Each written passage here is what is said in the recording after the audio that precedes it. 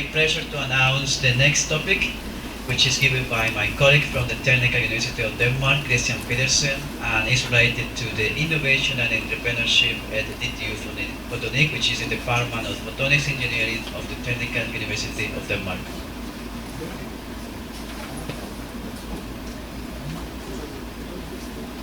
Okay, good morning everybody. First of all, I'd like to thank you to Ilfonso and to Moises and the rest of the organization for this very nice event. Actually, I'm doing some similar stuff back home in Denmark, but I must say that I'm impressed with the level that you have here. Congratulations to that. My name is Christian Petersen, and I'm the innovation coordinator at the Technical University of Denmark, located slightly north of Copenhagen. I'm also the group leader of the optical sensor technology group, so I have kind of two hats. I have entitled my talk Innovation and Entrepreneurship, and I've actually added this entrepreneurship because I feel it's an important part of innovation.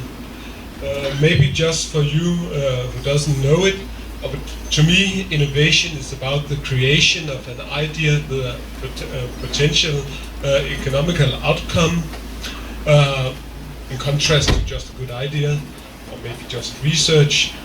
However, the second part of the equation is really the entrepreneurship, and to me that is how to take an idea and actually bring it to life, to make good business out of it. And I think that part is, to me, becoming more and more clear how important that is. I mean, don't you all have good ideas from parties and from your private life? I'd like to do this, and it could be a splendid idea, but you actually never do it, you never execute. So I really feel, as a part of next practice, also this other word, entrepreneurship, is very important, and this is also something that we want to expand on in our institute. So, with that introductory comment, I would like to, if I can find the way to get down here. That's which one is that? See down here. Yeah. Sorry. I will go to the agenda. What I would like to do in this talk is basically give you an introduction to my own department of Photonics Engineering, and then I want to go onto the innovation activities. And we will start with a kind of bird's view with the Technical University as such, and then we will actually zoom in on our institute and further into an example that I have maybe for the next practice, maybe just my latest example, because I don't know if there is a complete cookbook how to do things. Anyway, introduction to DTU Fotonik, Department of Photonics Engineering. Very briefly, it was established in 2008 as a merger between the old DTU and a national laboratory located nearby. The institute has about 210 persons. We have 75 PhD students, and we basically have 15 research groups organized in 4 clusters: nanophotonics, communications technology, light sources and industrial sensor, to which I belong, and dynamic photonics. And we have a yearly budget of some $20 million US.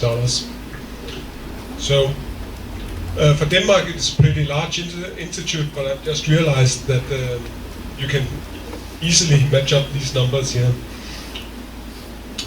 Okay, innovation at DTU, just international benchmark. Anders already gave you some number for Denmark as such, and now I'm actually zooming in on the Technical University of Denmark and asked them to give me just a few key numbers actually from the main administration. And maybe one thing you can see here, we have actually 4 different universities with which we try to match up and measure against. That's the Technical University in Munich, EPDF in Switzerland, KTH, and KAIST in South Korea. And what you can actually see here is how many invention that is reported, handed in at these universities, how many patent applications come out of it, and basically how many startups you will have by the end of the day. And you can see it's quite a delusion, no matter which university you take. Of course, startup and innovation going into a good idea is really a small percentage of what you really are having in your patent portfolio and all the inventions you have. Only a small number come out as new small startups. We can actually benchmark about the very best, which are actually MIT, Stanford, University of Oxford, and Berkeley, and on average they do quite a lot better, at least than DTU. I put a number 6 here, which is our usual average. So I'm not too sure that we can be over proud of this innovative. I mean, we are actually rated for the time being 44 as among technical universities by this Leiden scoreboard, and I think that is pretty impressive, but I don't know if the innovation follows up on that. We're good at doing co-publication with the private sector, as you can see. So this is how it is, and we have a vice president which is highly interested in innovation. So actually we are doing more and more this year. So I believe that these numbers will improve.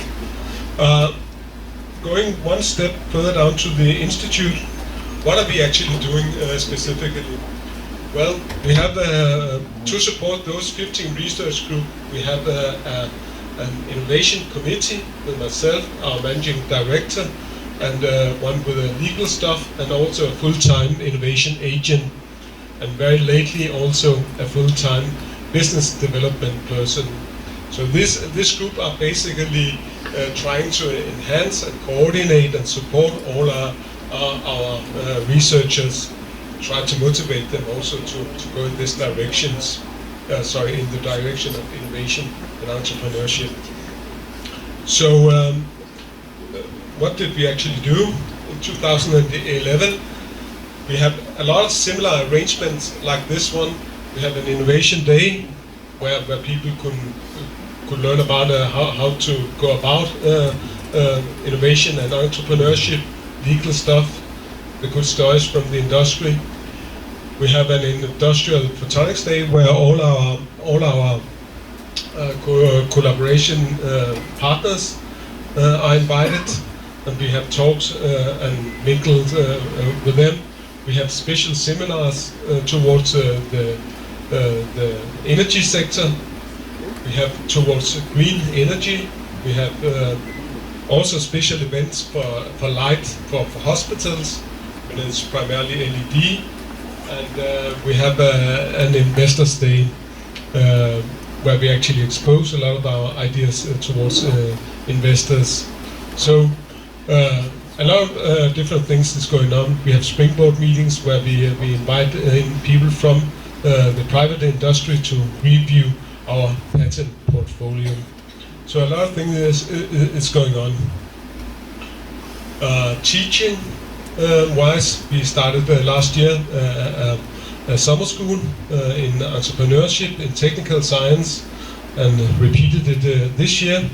And actually, it's a massive success. I think really some of the students come back to me and tell me, "Oh, Christian, this has really been an eye-opener, all this about entrepreneurship, and why haven't I learned about this before?" So hereby the good idea.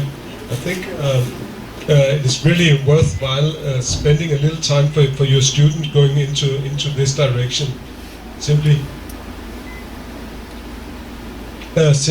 how do I go about realizing my good idea? And I find this very encouraging. Some of the achievement for 2011, we had one startup, Uvivo, We filed 13 inventions, commercialized 4. We got 7 what we call proof of concept grants, grants that are used for bringing an innovation from the lab and into a kind of demonstrator, and also to enhance the commercial perspective of that project. So about $0.8 million in total. We participate in different events, innovation events, and we are also trying to get into some of these more popular magazines, also to enhance awareness of our innovation and entrepreneurship activities. 2012, you have the Alphonsus and I think also Moises arrangement in photonics technologies and applications in California, and a new one is coming up. Another one is a startup weekend where we actually ask people from outside to come in with a very good idea, spend 1 weekend to expose their idea, to work with their idea or somebody else's idea. By the end of the weekend, we are actually going to make a winner out of it, the best idea. And this is also very interesting, and people from completely outside the academia is participating. Very nice. Teaching, we have actually included an entrepreneurship course in our Master in Photonics. So also to tell the student how important it is that you know that you know what to do with your idea as soon as you have got it. In summary of that part of my talk here, raising awareness, I think, is very important. Maybe one of the most important things you can do. We are going into more formal teaching, and we're also trying to attract more investors and make a different kind of clustering, and also want to be more global. So let me just give you a small example of at least how I see you can go about startup companies and what you should be aware of when you do start. Basically, I made a small list, and I'm going through it with an example right afterwards. But I just want to say, if you should only remember 2 things from this slide, it's basically, if you want to make a good startup, you have to have a good invention, a good technology. Primarily, it should be disruptive. It should give you a kind of unfair advantage on one specific parameter, be price or performance or whatever.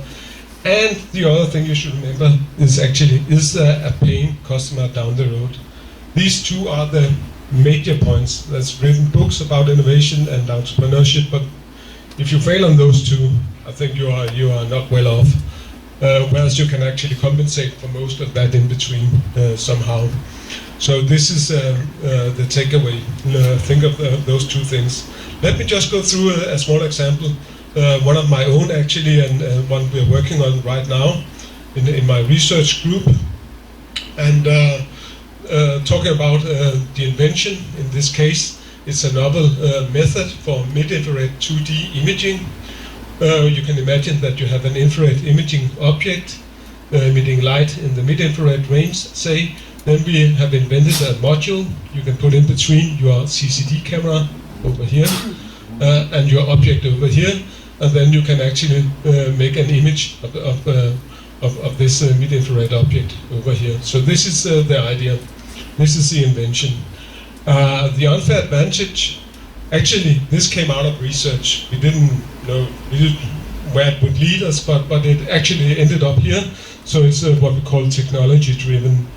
And then we start to analyze the system and actually came up with this unfair advantage here. Actually, this way of doing detection is about 1 million to 1 billion times more noise-free than any commercially available detector. So this is definitely an unfair advantage, and it could also be patented. Then afterwards, we didn't know that beforehand, we started to look for key application areas. And it turns out that the mid-infrared region, which basically say 2 to 5 microns, actually includes all the fundamental bands of many greenhouse gases like the NOx gases, CO2, CH4, methane, etc. So it's very important for measuring gases that you have a sensitive detector, and this is obviously one good application. And it also turned out that the chemical fingerprint of large molecules are also located here, so you can actually use it as a chemical camera. So we wrote that down. It doesn't take so long really when you are in that part. And then we went on. We formed a dedicated team around the invention, the 3 inventors here. And then we had Peter Turtrup, who was a business development person. First we hired him in for a little money just to look at the market and so on. So he was a part of this team, and actually it didn't take long before I said, oh, it's not so important with the money and so on, because I have already earned my own money. Well, I'm very interested in just going along with this project here and take part in a possible startup. So here's the second takeaway for you. If somebody wants to give you your money, basically invest in you and your idea, it's good. Or if somebody wants to give you their time for free, then I also think you have a good case. This was the latter here. So forming a good team is very important. Then we did apply for proof of concept money,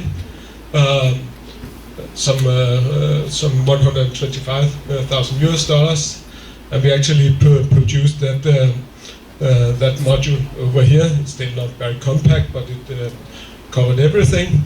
And afterwards, we could actually even publish in Nature Photonics. It is not so much to show off, I put it here, but more to say that innovation and research goes really well hand in hand, in my opinion. We have lots of publication in my group, although we are very applied. So those two things are matched well when done correctly.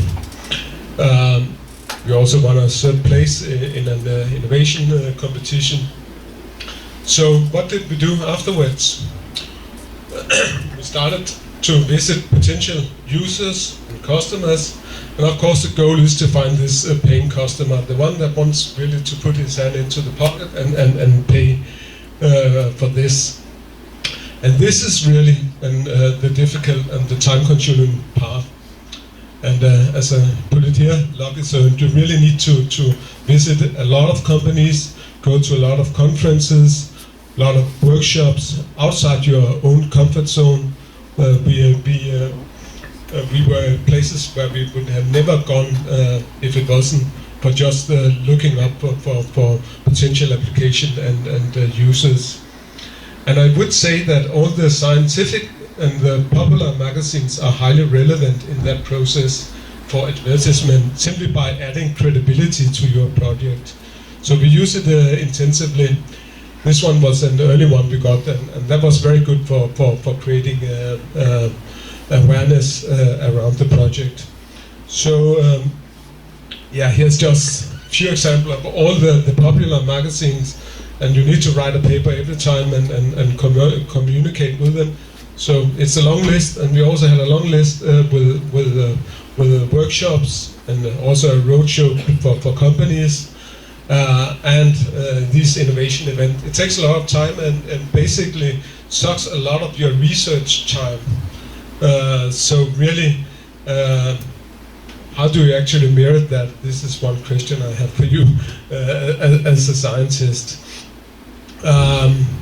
Well, it actually ended up by us having 3 good leads. One is when the chemical industry, and Hallertopsø here is actually paying for us to develop a special system for them.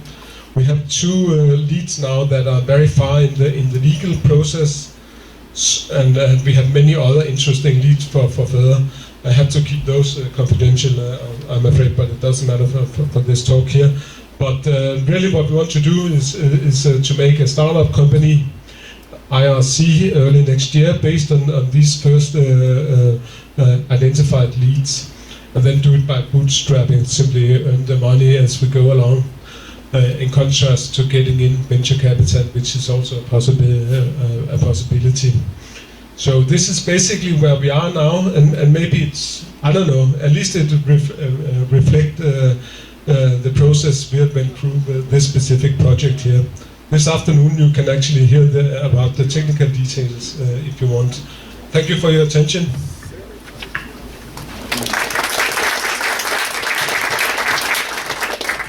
Okay, this presentation is open for question. Yes, please. So hello. So how was the involvement with the business school? You know, you are physically nearby the business school, or you have closed workshops, or Are you talking about our master's course? yeah, Yes. yes, and also how you have to involve the business school at Yes. some point in order to create the Yes. business, or Yes. in order to Yes. give you the basis for the development, or for the spin-off or a startup. Yes. I can tell you that this business development person who got into this project was a person who attended some of all these events I talked to you about, where industry and research people can meet. So these are extremely important. Actually, just like this one is, because there are business people here, and maybe you can catch up something. So it was actually during such an event we got a hold of our business development guy. We also have this Master in Photonics, where we have this entrepreneurship course, and here it is a formal collaboration between the business school and the technical university. Yeah.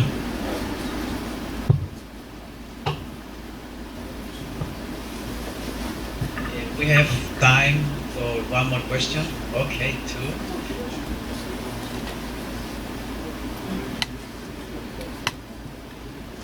Oh, I like your presentation very much. Thank I you. have so many questions, but some of them are how do the Danish universities value patents? How How they value patents? Like, what's the importance of patents for the university, of owning the patent or generating Yes. the patent? Yeah, that's basically a good question. The thing is that we are indeed very interested in innovation and patents. This is simply coming right from the government through the system to the vice president, who's also very interested. But that being said, then when it comes to how to merit your innovation activities, for instance, your inventions and all the time it takes actually to apply for a patent and all this, it is really difficult to find it when you go into the academia where they really value it. I think at DTU, at the Technical University of Denmark, they claim one patent equal to one publication, to put it. But I mean, all these visiting customers and basically semi-commercial, I would say, but still, that such a lot of time, and where do you put it in your time registration? Yeah. And how are the IPR, the intellectual property rights, shared? Like, Yes, it's a good question. Until the year 2000, approximately, it was solely owned by the inventor, so not by the university. But at that time, the inventor should take care of the patenting, him or herself, and that is very expensive. So really, there didn't come very many patents out of that, or inventions out of that. Then they changed the law, so it was now a public responsibility, basically the university that should take care of the patenting. And then the number of patents went up, and now there is 1/3 of the patents, what it may create in income, goes to the university itself, 1/3 to the institute, and 1/3 to the inventors. Yeah. Just to complete the question of since the professor, the research has a good idea, and he needs to start the process, or the university provides the staff and everything, or just at the end of the when you have a project, a product, and the university helps in it. Yes, we have really geared up on the university side. So there are really business-oriented people, tech trends people that helps you a lot. Also, one finding is that the good inventor and the good innovator is maybe not the good person to execute, the one with the entrepreneurship. I mean, to be a good entrepreneur, you don't have to have very good ideas really. You just know how to set up meetings, to mingle with people, and to make it all going. So this is, in my opinion, often different people from the researcher and from the one that actually got the good idea. Yeah.